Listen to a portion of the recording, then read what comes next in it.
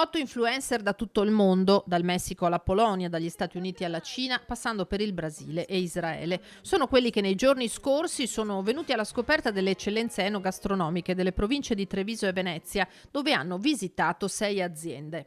Amigos, saludos desde Italia. Me encuentro en la ciudad de Treviso, como unos 30 kilómetros afuera de Venecia.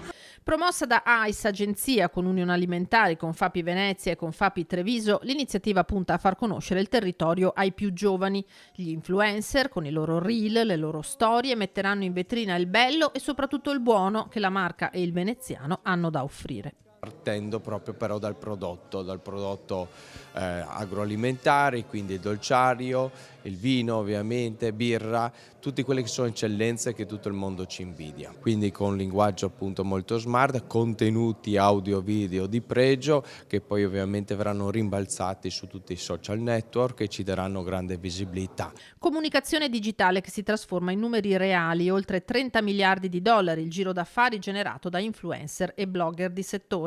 Far capire la nostra anima imprenditoriale, questa nostra passione che abbiamo, questo sostanzialmente, queste 6 aziende che fanno parte di questo tour, di questo gruppo, e quindi far valorizzare appunto territorio assieme alle aziende, quindi prodotti, produzione, perché effettivamente è diventato molto importante. I consumatori, anche loro si sono evoluti grazie anche agli influencer, tutti questi video che loro vedono in rete, e vanno alla ricerca del vero prodotto made in Italy. C'è quindi anche il prodotto poco conosciuto, il prodotto proprio fatto da aziende come le nostre. Ci tenevamo a trasmettere a questi influencer la vita vera all'interno delle aziende, le emozioni da trasferire ai loro lettori, sperando in una scelta consapevole dei nostri prodotti che sono sicuramente i migliori al mondo. 3 giorni di tour per vedere da vicino come nascono vini, birre, pane e molto altro ancora, e naturalmente degustare i prodotti. E abbiamo la bellezza di avere un bel territorio, ma la bellezza di avere tante belle aziende,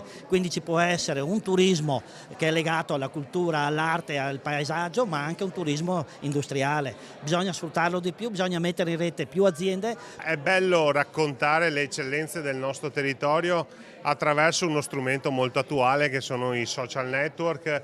Ringrazio Confapi Treviso e Venezia per aver messo a sistema questo strumento di promozione del territorio.